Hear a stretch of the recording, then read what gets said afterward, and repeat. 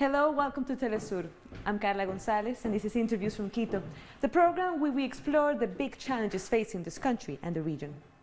Today we look at the recent visit of the Ecuadorian President Lenín Moreno to the United States to reach an economic and a security agreement, keeping in mind that the last president of Ecuador kicked out the U.S. military base, and it has been 18 years since a president went to the White House. In a time when Ecuador is still rejecting anti-austerity measures and the government itself, is this the last lifeline Moreno has to stay afloat?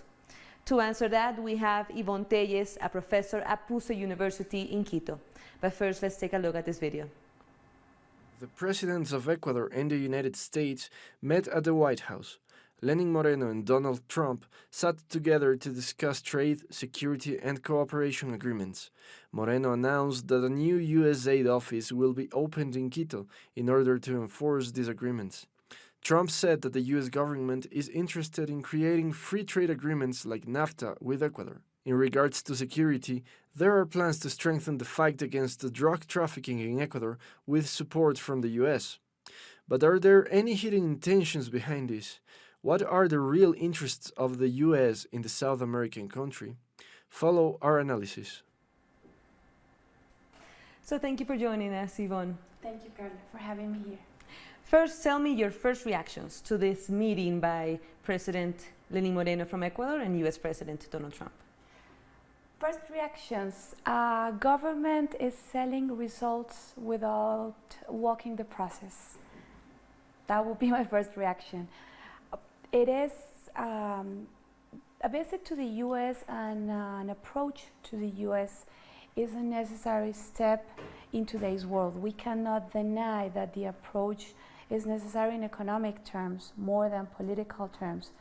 And being the U.S. is the first partner, economic and commercial partner of the country. So it is indeed important. However, government tends to sell, and probably the communication lines that is using are telling the society that everything's done and everything's okay, but we haven't walked through the political, economic, and general structural process that needs to be worked out in order to achieve those results. And it seems that these businessmen that traveled along with President Moreno are saying and coming back to the country, giving interviews, saying that everything worked out fine, and they are probably, they're not saying it directly, but they're probably going to try to reach a trade agreement with the U.S. Is that positive for the country? Well, first of all, we have to bear in mind some basic features before talking about a trade agreement or a commercial agreement or even security agreement as well. The approach and what happened in Washington has an explanation that goes beyond the president itself, because again, government is selling the lines that this is due mainly because of the figure of the president. It is not an exclusionary vision or situation. What happened in Washington has to do with the regional context, and the geopolitical situation, and that has to do with Venezuela, Colombia, even Chilean and Argentinian crisis play a role over here. USA has been obliged to turn into Latin America again because due to this geopolitical and regional situation. In this sense, the crisis that we faced in October looks quite simple over here, because we can think that Chile and Argentina's crisis and even Venezuela's political situation is worse.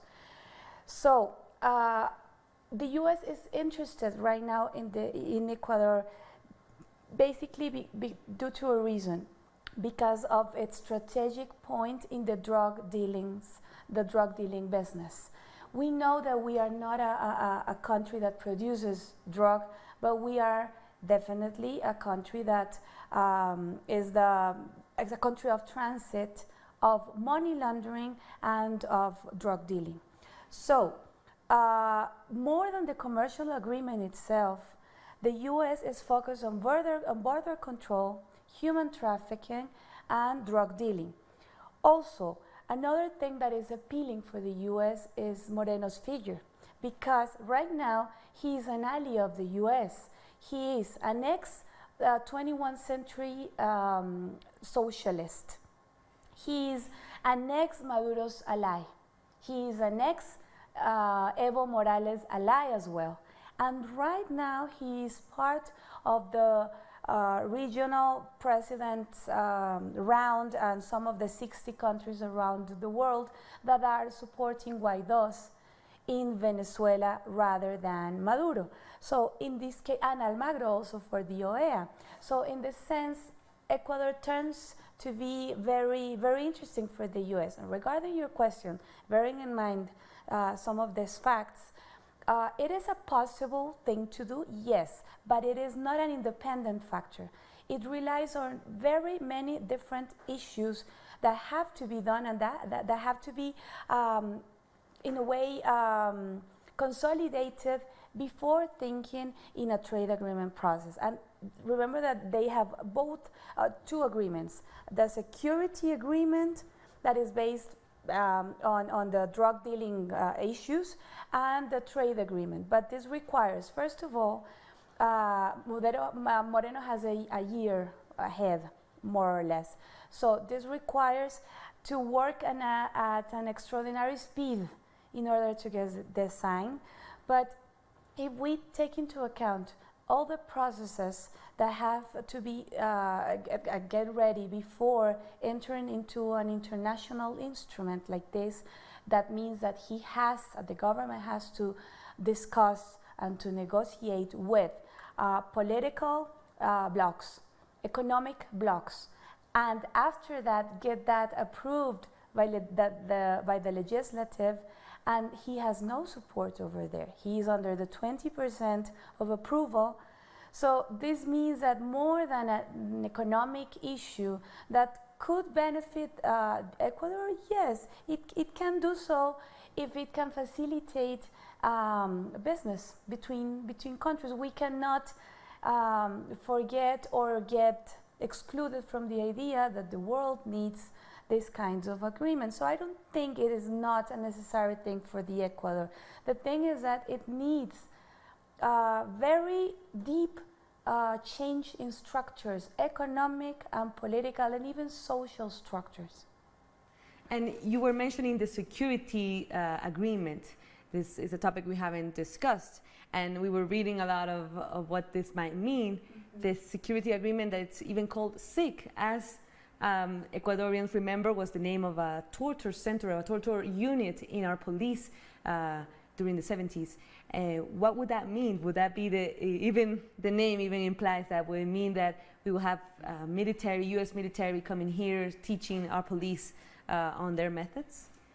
Well, I think how the US works with these security agreements in other countries, it means that it trains the military, it trains police, it trains high government officials. We cannot see that normally in the streets. We cannot see that working out in the streets. But however, the first focus of the US here is drug dealing. We can talk about that first, or drug trafficking, and after that, money laundering will be I think the two main issues that it is interested in now.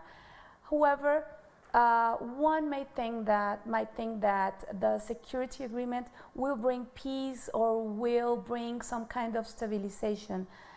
I think that is a very risky situation. What happens, for example, in Colombia, and having that as a model or as a role, what happens is that instead of bringing security, it tends to bring more violence, because war within the drug trafficking business can get worse, because there is a threat, there is a fight for the control of territorial control, for the lines that they use in order to export, for the management of this business.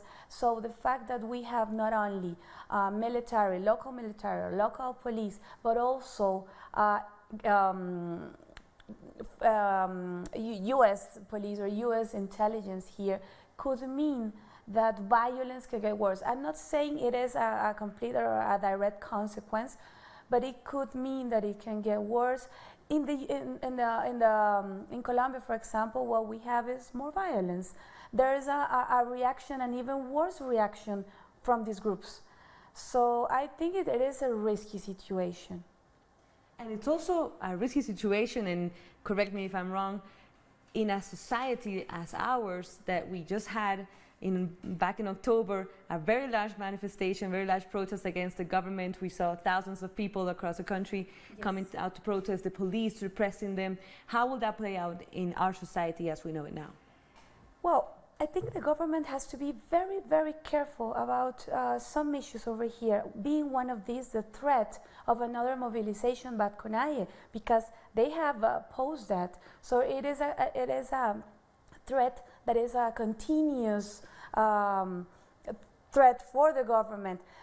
Sometimes it seems that the government forgets about what happened in October. For example, the communication lines it is using right now, saying, okay, we have results, we haven't even get into the process, and we're talking about a big achievement. It could mean some positive things for the country, but it is not a very good idea to sell and to use these communication lines in this way. So what happens here? First of all, government has to discuss, negotiate, as I was saying before, with different actors, with different sectors, and afterwards tell the citizens in a simple, first, and positive way. Bearing in mind what happened in October. So we have a very strong tension here within society. As you were saying, we do. There is like a violence that is being restrained, but it is something that is, it seems like a threat. Something might turn it on in a second and it can blow out. So in this sense, it has to be very careful how the US manages also to get into the country in order to provide this intelligence assistance. I don't think we deny the fact that fighting against drug dealing is necessary, but how it is done and how the country is moved, because it's moving very, very differently from what we used to do 40 years ago. So it is also a big change for society, so it has to be worked very well. And there is another factor as well.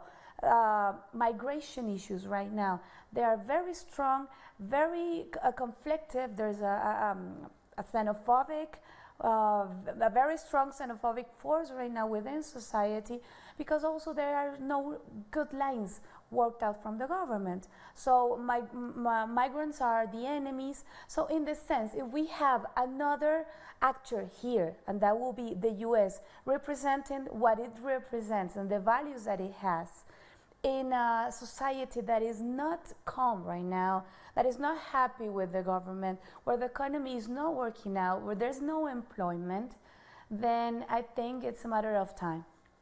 And also the issue you brought it up with CONAIE, this organization of indigenous communities that took the lead in these protests.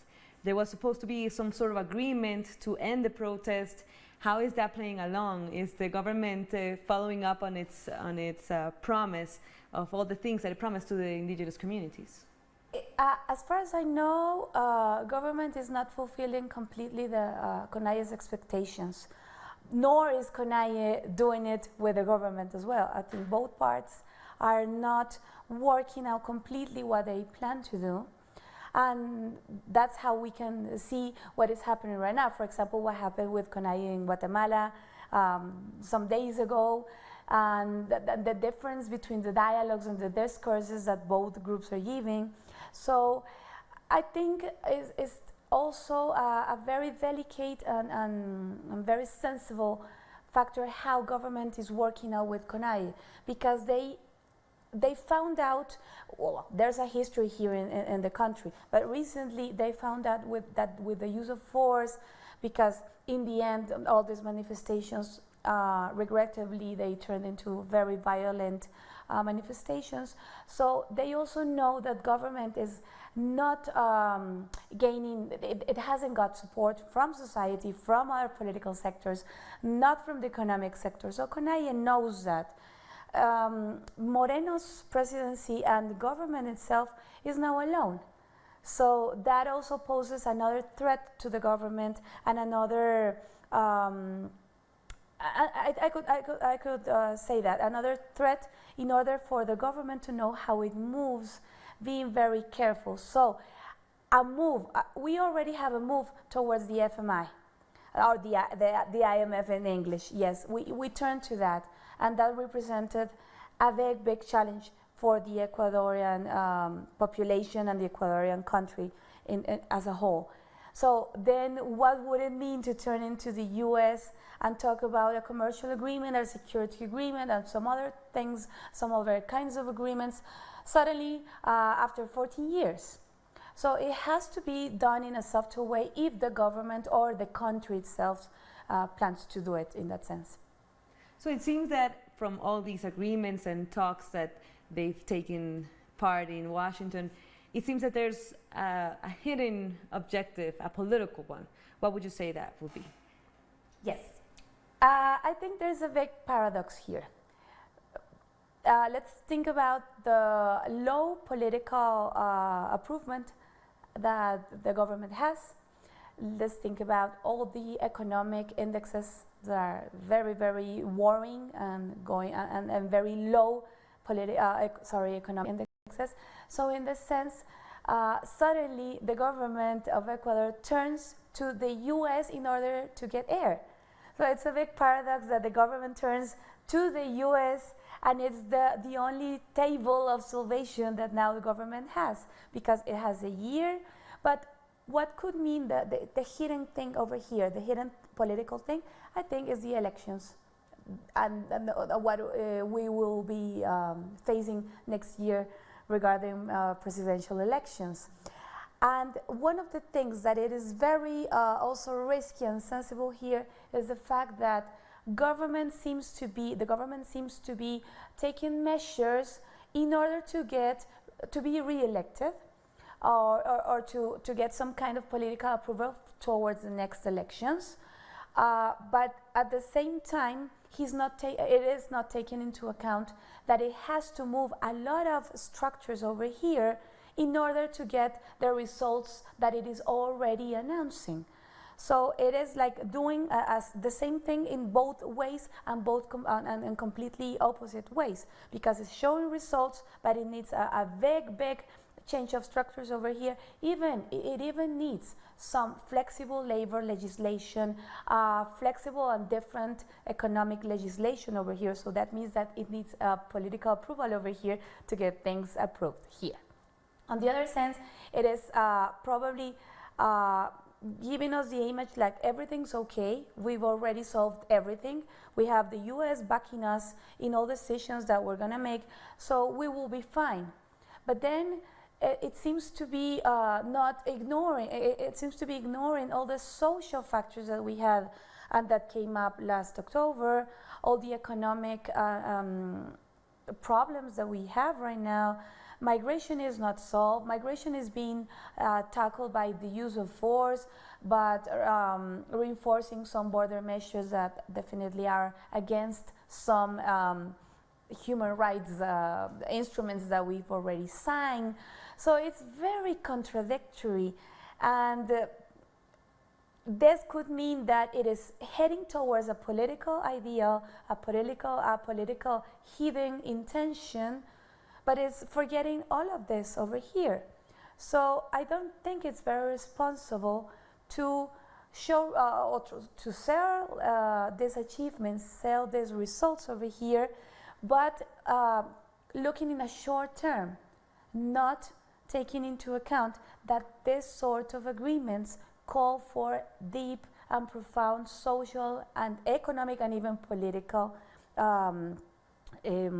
reconstruction, yes. And it's not the first time that a president in Ecuador has tried to reach an agreement or some sort of a commercial agreement with the United States, and it has failed before. What happened then that we're not looking at right now? I think, well, it has to do with political will. I think it has to do with political will. I don't think the U.S. is going to abandon the idea of a trade agreement with the Ecuador right now, but because of the reasons that we said before. Because Ecuador right now is a very strategic objective for the U.S. Political interest in the whole region. Because Argentina right now is trying to solve its big debt with the IMF. Chile is going into a constitutional reform or process, and we don't know what is going to happen over there. Probably the only support that the U.S. could have would be Brazil, of course Colombia, but Colombia entering again into this violence processes. Venezuela regarding the political crisis over there, both governments, migration, so and drug dealing, of course, remains the main interest of the U.S. So I don't think that what happened before could happen now, but regarding the geopolitical interests of the U.S. over here, and it benefits the Ecuadorian government right now because it's like a table of salvation, because it means resources, economic resources that the Ecuador doesn't have right now. So it's an interest, it's a win-win, but it's a very political interest. So that's the risky thing about this whole agreement topic, and it is that it probably is not looking at the big reforms and the big reconstructions that need to be done in other parts of society, government, bureaucracy, to get a very big profit of this probable agreement. And so you were discussing the risky aspects of these agreements or these talks. Could that be another issue of, for example, trust?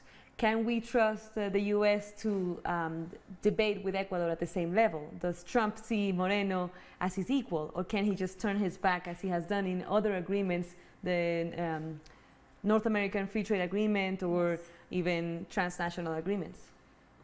I don't think one can trust Trump at all. I mean, there's no country in the world or no government or president in the world that can trust Trump. I'm very categorical about that appreciation, but I don't think he has shown, not his country, and not even outside, of course, that we can trust him. I think it's a matter of time. Also, Trump wants to be re-elected. He just faced a political trial, and he got along with it. I mean, he's okay right now. He's not. He hasn't been accused. He's still in power. So I think I don't think it's going to abandon, but because of the reasons that I said before. But I don't think we cannot trust him. Also, I don't think that the issue that you were bringing on about as if Trump can look and can see Moreno as his equal, I don't think so, because in the big international scenario, Ecuador remains a very small country. But Ecuador has some interesting things that can be of economic interest of the U.S. and also the strategic part being a line of transit. That's the only thing. But I don't think this is written on stone. I think there can be big political turns, and we don't know what the Democratic wing will bring in the U.S. elections. And if they turn their discourse, it is very, very and highly possible that Trump can change his discourse or can change what has been done right now in order to get reelected, because he has done so before. So that is another thing for the government of Ecuador to bear in mind. How can we sell results without even walking into the process? And there's also another thing that is very important for Ecuador, and that all of these movements that have to be done here in the country require a big political maneuver capacity of the government. That is something that has been absent during this whole period of government. So how is the government going to do this in order to get in a year an agreement like such done or signed, or even a security one? Indeed, it seems like it's a media show for both sides. Yes. Both governments need their own fair share of this agreement. Thank you very much, Ivonne, for your time. Thank you, Carla. Thank you very much. We've been talking to Ivonne Tellez, a professor at PUCE University here in Quito, on what it might mean for Ecuador's economy and politics, and even security, if the government keeps getting close to the United States. Thank you for watching Interviews from Quito. I'm Carla Gonzalez. Until next time.